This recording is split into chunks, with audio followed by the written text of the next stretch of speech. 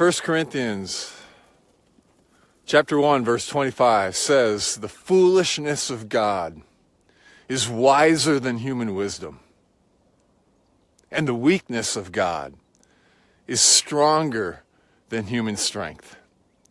And I've been reflecting on that verse this past week for Easter. And there's a song that came to my mind, an old song, one of my favorites by Michael Card, called "God's Own Fool." And basically, I'll share with you this morning the words to that song because I think it's one of the greatest sermons that I could preach on Easter, or that we could meditate on this Easter Sunday. When we look at the life, death, and resurrection of Jesus, it appears insane. It does not make sense to our human minds, to our worldly minds. But through the resurrection, through the life of Jesus, we see what is really real.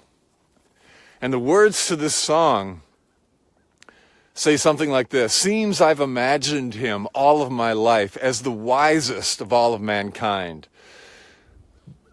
But if God's holy wisdom was foolish to men, to mankind, then he must have seemed out of his mind."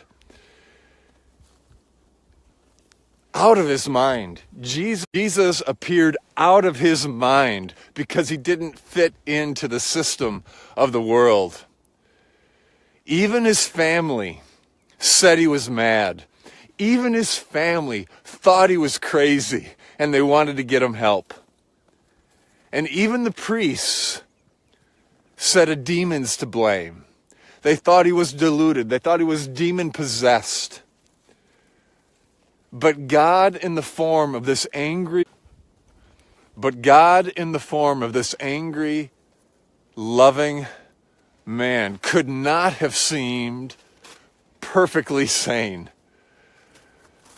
And then he goes on to say in the song, "When we in our foolishness thought we were wise, he played the fool, and he opened our eyes. And when we in our weakness believed we were wrong, he became helpless to show we were wrong." Through the helplessness of Jesus, we find the way. The foolishness of God, we find the wisdom that we need to live this life. So come, Michael Card goes on to say, "Come lose your life for a carpenter's son, for a madman who died for a dream. And you'll have the faith the first followers had, and you'll feel the weight of the beam. The weight of the beam, meaning and feeling the light and love of God for us and flowing through us into the world. So surrender the hunger to say you must know. Have the courage to say I believe, and not just intellectual belief, but trust with your heart.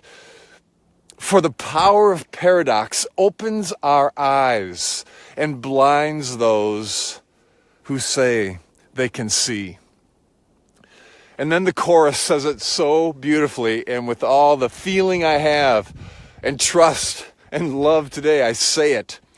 "So we follow God's own fool, for only the foolish can tell. Believe the unbelievable, and come be a fool as well." Be a fool for Christ's sake in this world. Follow God's own fool. God's not looking for more believers and churchgoers who are ingrained with churchianity. God is looking for more followers who will be the fool and follow Jesus, sharing love. So the really real, only love is real, Jesus shows us through the resurrection. Only love is real. Light overcomes darkness. Life overcomes and defeats death. Love overcomes fear. Joy overcomes sadness. Peace overcomes misery. This is the foolish way of Christianity, the really real. And perhaps one of the best ways to live this out in a practical way in order to be a holy fool, as Jesus, I think, is calling us to, came to my mind this week is through the prayer of St. Francis of Assisi. And I'll share that prayer with you below this video as a practical, beautiful way to be a holy fool. And I'll also share this song with you, hoping that you'll give it a listen. Use it for your own meditation and inspiration to join God's own fool, to be a fool, to be an Easter fool every day of our lives and live in this upside down, topsy-turvy, crazy world of receiving and extending the love of Christ and seeing the difference it makes. So we follow God's own fool, for only the foolish can tell, believe the unbelievable, and come be a fool as well. So be it. Happy Easter, you Easter fools.